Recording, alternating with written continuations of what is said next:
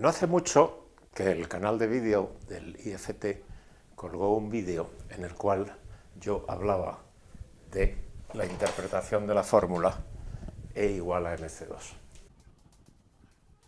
Este vídeo tuvo muchas reacciones interesantes del estilo de ¿quién es este mamarracho que se atreve a contradecir lo que precisamente decía Einstein?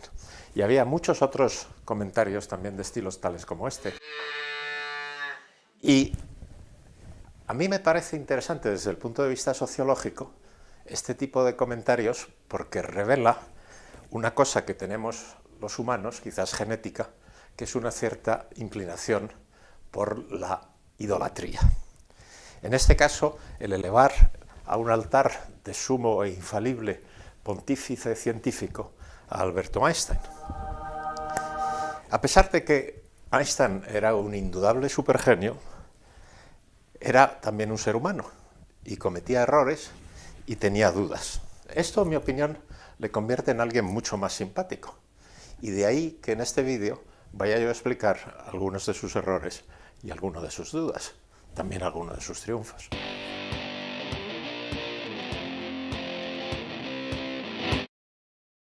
Volvamos al tan tatareado E igual a mc2.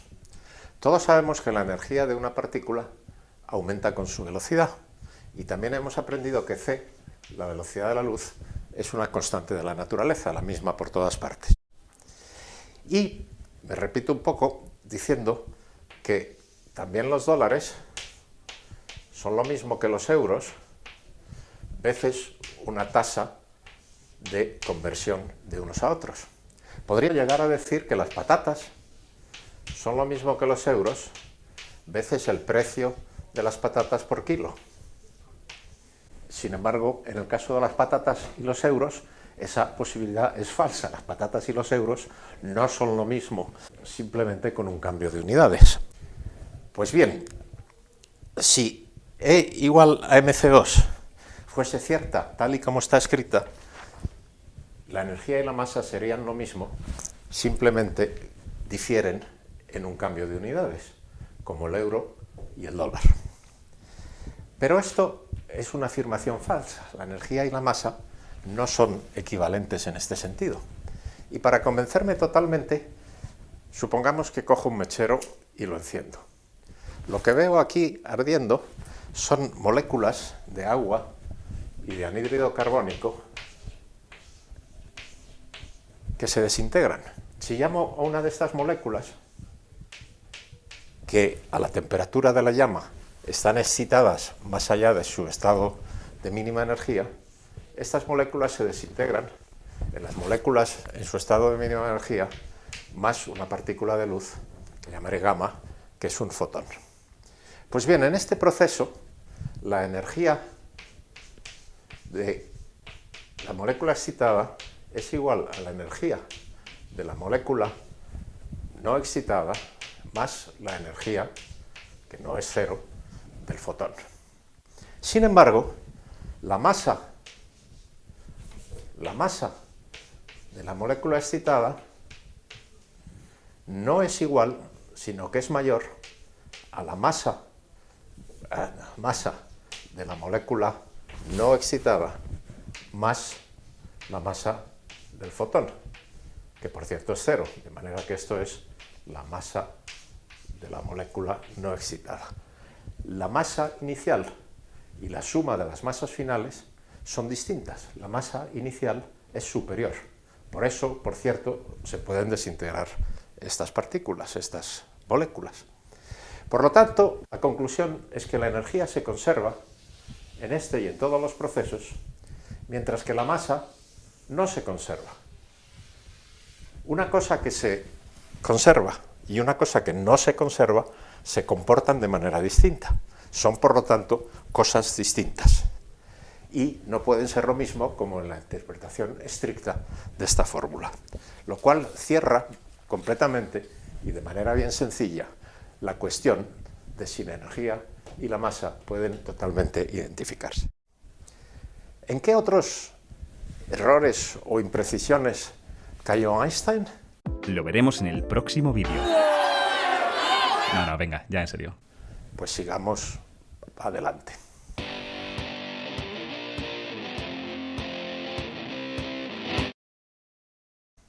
Una cosa de la que no se habla mucho es que Einstein, de joven, no era solamente un físico teórico, sino que también hacía experimentos. Y en este sentido diré lo siguiente. Un electrón es una partícula que tiene un cierto spin, que de manera muy chapucera quiere decir cómo gira y cuánto sobre sí mismo. Y eso apunta en una cierta dirección. También tiene lo que se llama un momento magnético, es decir, el electrón es un pequeño imán. Y estos dos objetos son proporcionales. La constante de proporcionalidad se llama G y es el cociente giro magnético del electrón. Pues bien, en la figura lo que vemos en el eje horizontal es el año de publicación de los resultados de distintos experimentos y en el eje vertical el valor medido de la cantidad G, cociente giromagnético del electrón. Vemos que un experimento antiguo de Einstein y Haas medía G compatible con un valor igual a 1. Eso quiere decir que coincidía el resultado con el prejuicio de la época, que era que el valor teórico de G tenía que ser 1. Muchos años más tarde se hicieron más experimentos y el valor de G empezó a parecerse mucho más a 2. De hecho, en 1920 y algo, Dirac, un físico inglés, desarrolló la teoría cuántica y relativística del electrón, que estaba de acuerdo con la mecánica cuántica, con las propiedades del electrón y con la teoría de la relatividad. Y el resultado de esa teoría de Dirac es que G es aproximadamente igual a 2, con una precisión de algo así como 1 por 1000. Y vemos que los experimentos saltaron del prejuicio anterior al prejuicio posterior, lo cual es interesante. Y nos dice, en este caso, que también como experimentador Einstein podía equivocarse, lo cual hizo.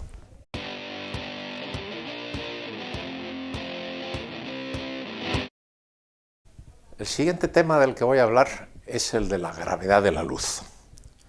Supongamos que tenemos un cierto número de estrellas que vemos en el firmamento y un determinado día pasa por delante el Sol. Si esto es así, ya no vamos a ver las estrellas, porque el Sol nos deslumbra. Sin embargo, si ese mismo día hay un eclipse total de Sol, la Luna se pone por delante y lo tapa del todo, entonces sí podemos tomar una foto de las estrellas. Y curiosamente lo que pasa en este caso es que las estrellas ya no las vemos donde parecía que estaban. Las que estaban muy cerquita se alejan bastante, aparentemente, y las que estaban lejos, por ejemplo esta de aquí, se alejan un poquito menos. Y esto se debe a lo siguiente. Ahora voy a dibujar esto de lado. Aquí tenemos el Sol, aquí tenemos la Luna que lo tapa, y aquí una de estas estrellas. Estas estrellas emiten luz que la gravedad del Sol tuerce en su trayectoria hasta que nos llegan a nosotros que estamos aquí. Y, por lo tanto, la estrella que antes veíamos en esta dirección ahora aparenta estar en la dirección de las que nos llega la luz, que es esta de aquí. De manera que se ha movido, aparentemente, de aquí a allí. Y esto se debe a que la gravedad del Sol curva la trayectoria de la luz. Pues bien, Einstein se hizo famoso, su primer salto total a la fama fue cuando hubo una observación de un eclipse de este tipo y se vio que efectivamente las estrellas se comportaban como uno esperaba. Pero, analizando o prediciendo este resultado al inicio, Einstein empleó esta fórmula como si, incluso por una partícula de masa nula como es un fotón, su energía fuese en cierto modo equivalente a una masa. Y calculó como una masa así calculada curvaría las trayectorias. Pues bien, eso da un resultado que la trayectoria se curva, pero erróneo por un factor 2. En la teoría de la relatividad general que Einstein desarrolló también más tarde, la manera en cómo un rayo de luz de una partícula de masa nula se curva depende no solo de su energía, sino también de su impulso, que en el caso de la luz son iguales. El impulso Pc es una energía igual a esta. C es la velocidad de la luz. Pues bien, efectivamente Einstein se volvió famoso, pero una vez más se coló por su preferido factor de error, que era 2. Un caso extremo de este mismo fenómeno se llama los anillos de Einstein y tiene que ver con lo siguiente. Si yo tengo un objeto perfectamente alineado con otro objeto y aquí estoy yo mirando, entonces la trayectoria de los rayos que vienen de ahí podría ser una posibilidad así, otra posibilidad así, y todo esto me da la impresión de ver un anillo que se llama un anillo de Einstein, y que por cierto Einstein no inventó, lo inventó un señor que se llamaba Schwarzschild, bastantes años antes, pero el que se lleva la fama es Einstein. Einstein, que era un hombre pesimista en cuanto al progreso de la ciencia experimental, escribió que estos anillos requerían una precisión que nunca conseguiríamos, lo cual es falso, como podemos ver en esta estupenda fotografía de una galaxia que está curvando los rayos de luz que proceden de otra galaxia más lejana, que vemos como este anillo. Como siempre, el último que se llevó la fama de predecir la existencia de estos anillos no fue el primero que los predijo, sino el último, el señor Einstein en este caso.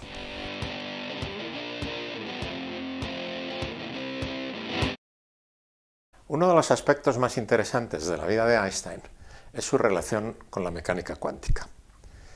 Ya en 1900 o así se sabía que una luz de energía E,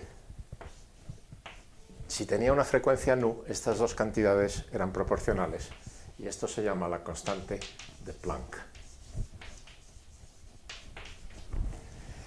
Bien, pues Einstein supo interpretar esta fórmula de la manera siguiente. Lo que pasa es que la luz está compuesta de partículas, de cuantos, que se llaman fotones, y cada uno de los fotones tiene una energía que es proporcional a su frecuencia. De manera que Einstein inventó el primer cuanto, el cuanto de luz, y, por cierto, por eso se llevó el premio Nobel, y no por las muchas otras cosas que hizo. Esta relación es válida para una partícula como los fotones, cuya masa es nula. Para una partícula que tenga una masa no nula, la relación es que su impulso es proporcional a la inversa de su longitud de onda. Esta, por cierto, como la energía y el momento el impulso son la misma cosa para una partícula de masa nula, esta es válida en todos los casos, esta fórmula de aquí. Bien, una cosa que Einstein aborrecía era la incertidumbre de la mecánica cuántica. Por ejemplo, en el caso anterior, en el que hablábamos de moléculas excitadas que se excitaban por la emisión de un fotón, uno no puede predecir, ni en la realidad ni en la mecánica cuántica, cuándo cada una de las moléculas se va a desintegrar. Lo único que puede predecir es una probabilidad de desintegración. Si al fabricar estas moléculas tenemos un cierto número de ellas, n a tiempo cero, disminuye su número con el tiempo de manera exponencial con el tiempo, y esto es la vida media de una partícula, y estas son las que quedan después de un cierto tiempo t. Y solo se puede predecir en un conjunto de muchas partículas cómo su número va disminuyendo, pero no cuándo cada una se va a desintegrar. Esto es una ley en la cual el número de partículas disminuye exponencialmente con el tiempo. Pues bien, Einstein opinaba que esto de que no pudiera uno predecir algo era particularmente desagradable y creía en las variables ocultas. Es decir, creía que cada molécula tenía dentro una especie de bomba de relojería que tenía en las distintas moléculas esta distribución, y esa bomba de relojería para cada una de las moléculas implicaba cuándo precisamente esa precisa molécula se iba a desintegrar. Esto se llama, como digo, la teoría de las variables ocultas. Pero lo que a Einstein le molestaba particularmente, no era esto, sino una cosa, entre comillas, peor todavía, que es la siguiente. Supongamos que yo tengo una partícula, un pi0, por ejemplo, que es una partícula cuyo spin es 0, que se desintegra en 2 fotones.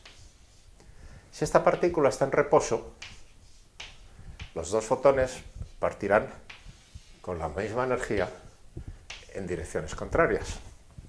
Pues bien, si ahora mido la polarización, el spin, a dónde apunta de uno de estos fotones, el spin del fotón es 1, y me sale, por ejemplo, que este tiene un spin apuntando así, como el spin total, que es un momento angular, se tiene que conservar, es también una cantidad exactamente conservada, la polarización, la dirección del spin del otro fotón tiene que ser exactamente la contraria.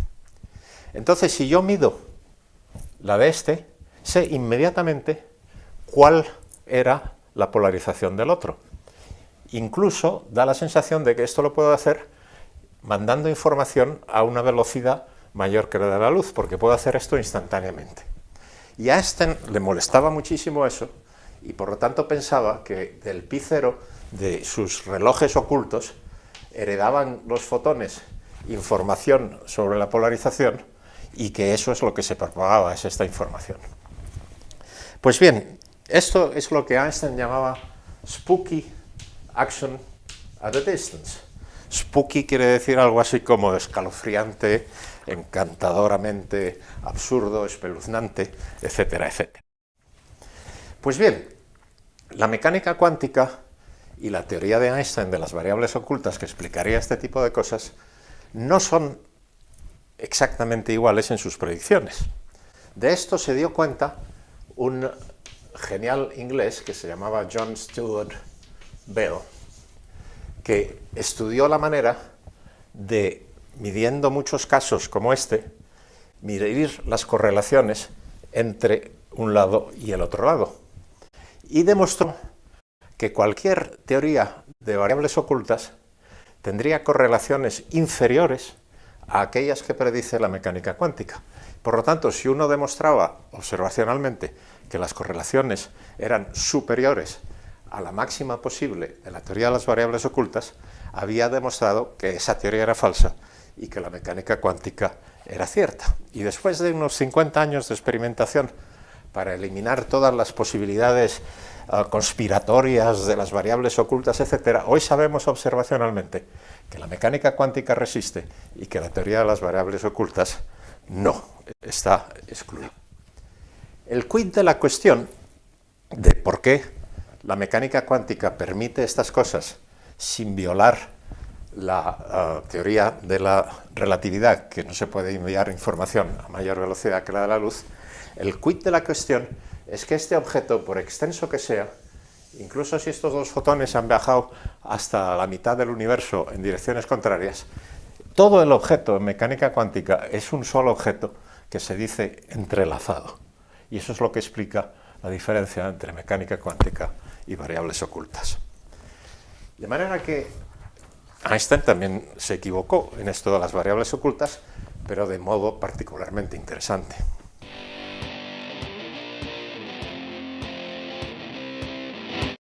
Pasemos al siguiente tema, que son las ondas gravitacionales.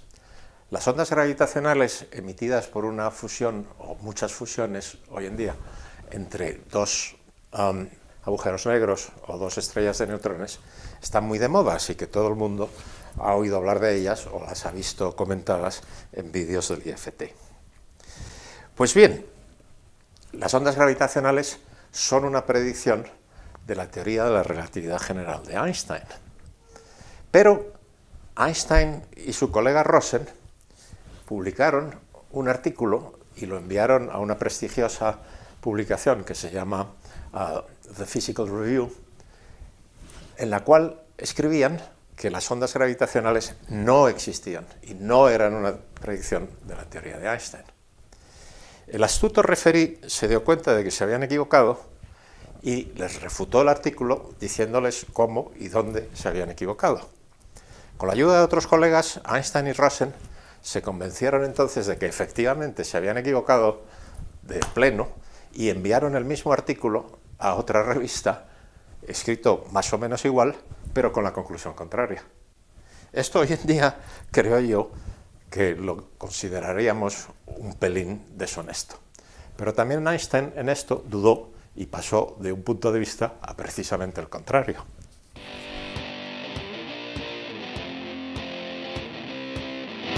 Siguiente tema candente, la constante cosmológica. Einstein, cuando empezó a pensar el universo como un caso que podría estar descrito por su teoría de la relatividad general, pensaba que las galaxias, se creía entonces, contrariamente a lo que uno supondría, están en posiciones estables, el universo es estático.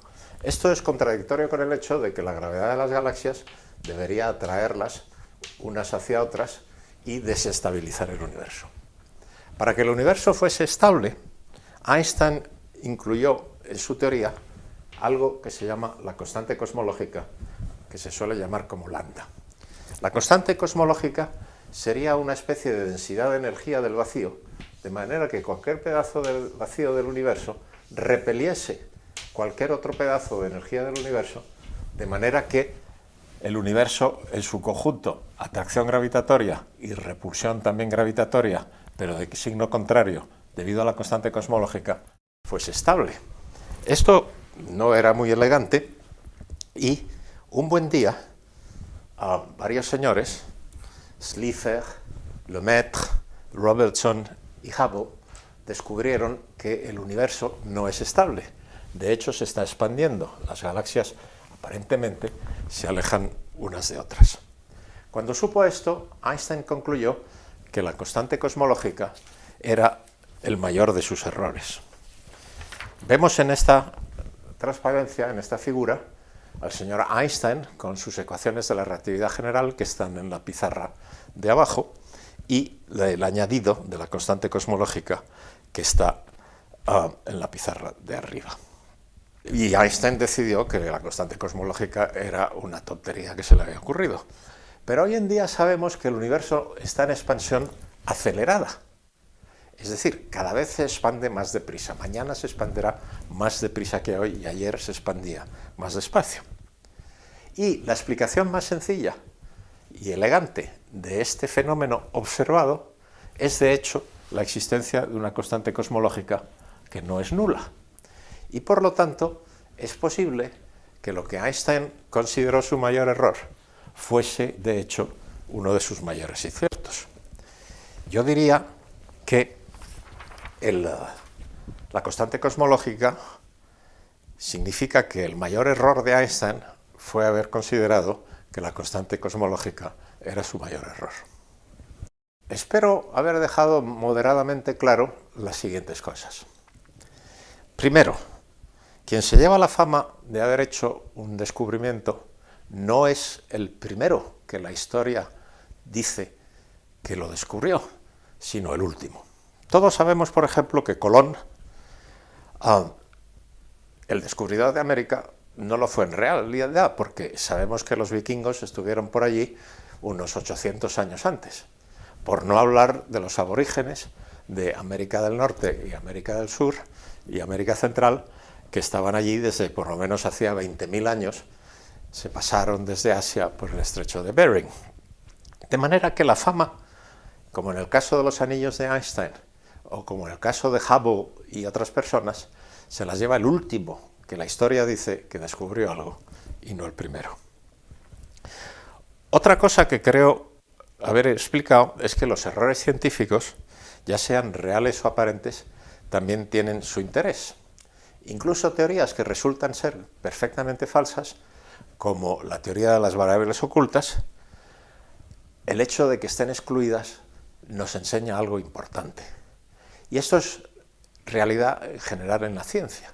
Las cosas que vamos aprendiendo que no son ciertas son casi tan importantes, casi, como las cosas que descubrimos que, al menos por el momento, tienen pinta de ser ciertas. Por último, hemos visto que incluso Einstein como era un ser humano, tenía, como tenemos todos, derecho a equivocarse. Y colorín colorado, este vídeo se ha acabado.